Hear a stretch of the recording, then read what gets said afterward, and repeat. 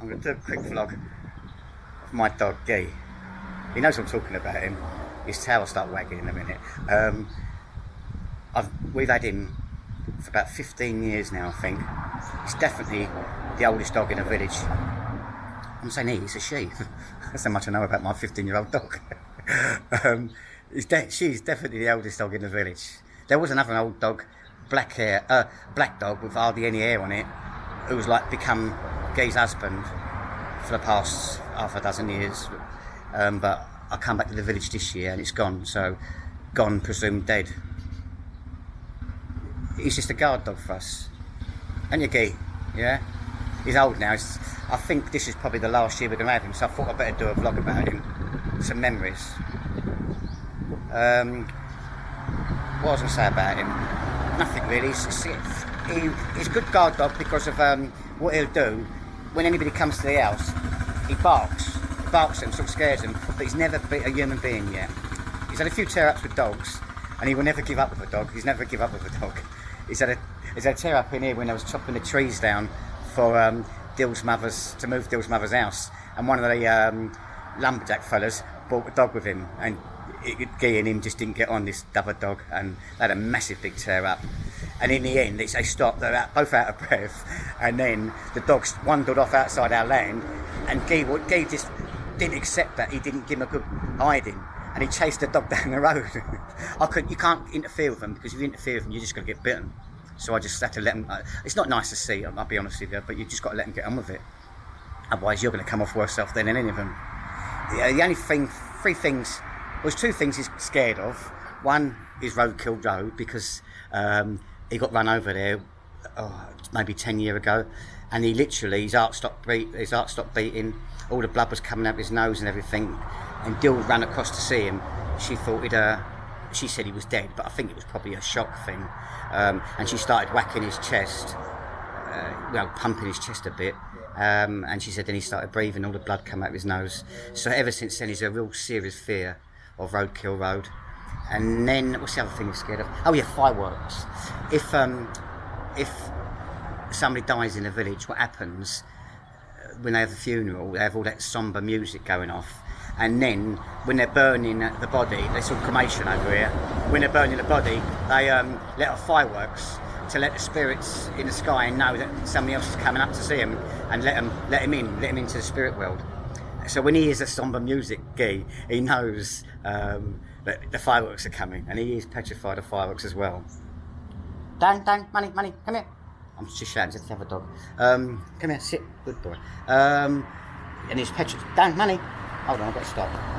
He's petrified of fire, and that's the only time he's allowed in the house, is when the fireworks go off, and he just looks at me, and I say, go on in, and he goes in the house, and he just sits in the corner. It only goes on for about 15 minutes, but that's the only time he's allowed in the house, as I say. Now I'm going to show you why Dang, the other dog, the rat I call him, is gone. It's because Guy's on heat at the moment, and the other dogs are coming round to give a see into. Guy's too old to have dogs now, but they all come round. This isn't the other black dog I was talking about. I think this might be a family relation of Guy's, because most of the dogs in this village have got to be related to him somehow. This is probably one of the offsprings of the black dog that used to be Guy's husband. Now I'm going to show you Dang, money, Dang, money, come here. Now this is an adopted dog, like a little rat thing. Dang, money. I think that's his name. Come here. There's a good boy. There he is. There's a good boy. Now this is not our dog. He looks like a teddy bear, doesn't he? Look, he's too playful for me.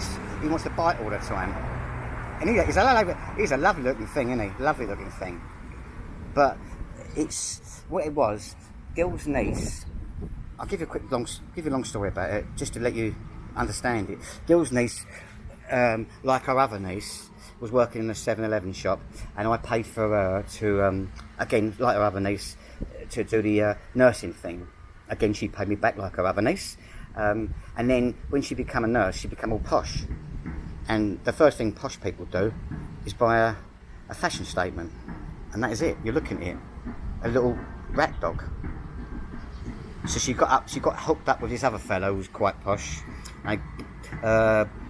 bought an house where it could run around in, and then her life was all complete really. But then she had a split up with her posh partner, and she moved out of the house and had nowhere to put him. This little dung thing, whatever his name is. So we adopted him, we took him in. But he's a nothing dog, as I say. Years ago, this would have been a sort of snack rather than a main meal for a Thai. You know, they would have ate him as a snack. But now, these Thai people are walking around with him everywhere, little handheld dogs.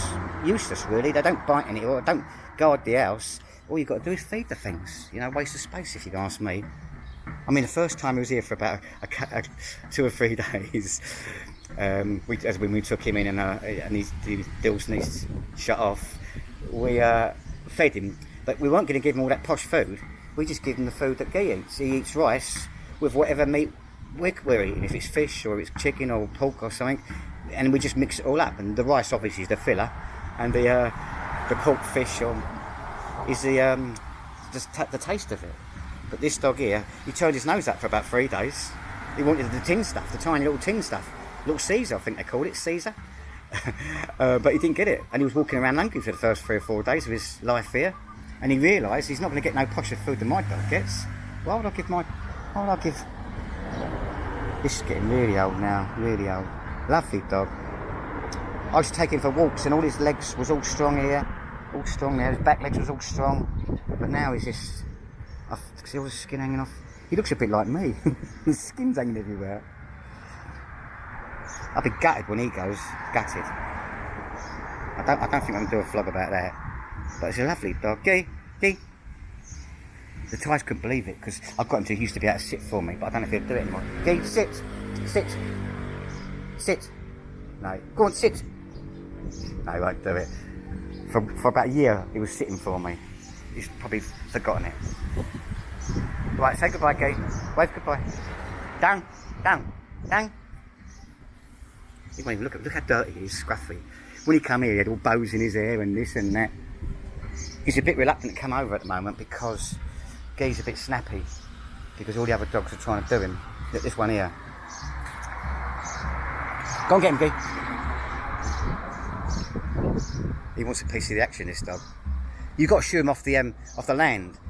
Another thing with this Gee, he has never ever done dirties on the land. These dogs come round here and they do dirties on the land. Go on, get out, get off, go, bye.